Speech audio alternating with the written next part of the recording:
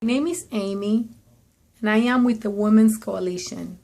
To my right is a picture of my son, Keith Alexander.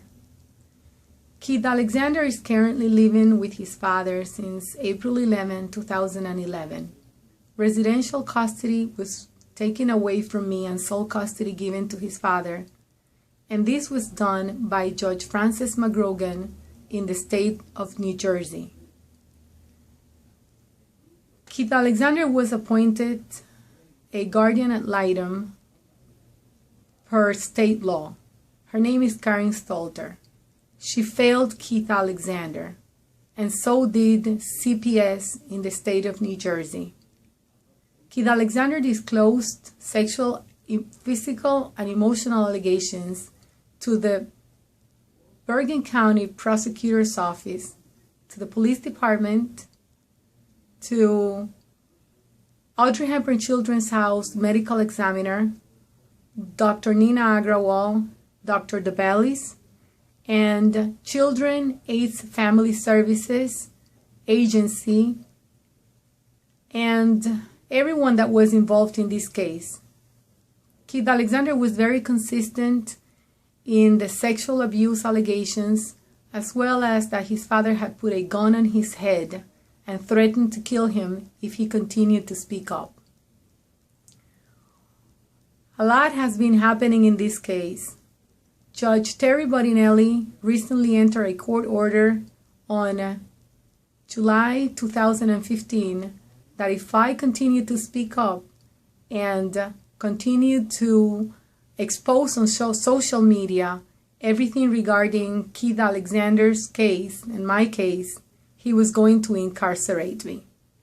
The judges that are responsible for Keith Alexander living under abuse are Judge Kenneth Slominski, Judge Francis McGrogan, Judge Peter Melchione, Judge Gary Wilcox, Judge Terry Bodinelli, Judge Bonnie Misdall, Judge Peter Doyne, and Judge Lisa Perez Frisco.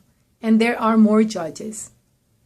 My case right now is at a federal level, as I am a pro se litigant and I am fighting for the freedom of my son.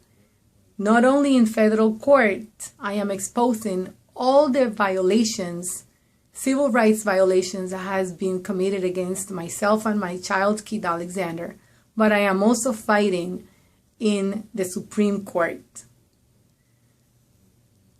I have been under severe threats as well, because I do have a page called Painful Silence, and the judges from Bergen County wants me to remove from social media, but I am not planning on doing so, because if I continue to remain silent, or if I don't speak up, Keith Alexander will never make it back to my arms. I am very thankful for the Women's Coalition and Safe Kids International for backing me up and backing Keith Alexander up, as he is currently silenced. I have not seen Keith Alexander for the past 3-4 years, and this is a very terrible situation. What the judges are doing is that they are covering up sexual abuse crime and physical crime and emotional crime by silencing the child. This is not uncommon. This is very common. What they're doing is they're being biased. They're going against women, and they're making us to pay child support, even though if we don't speak or have any communication and do not even have any contact with our children. This is something that has to stop, and we are here to full stop it somehow, and we're here to speak up. As I said, until Keith Alexander comes home, I, Amie, will continue to speak up, not only for myself, but for every children that is going under similar situation.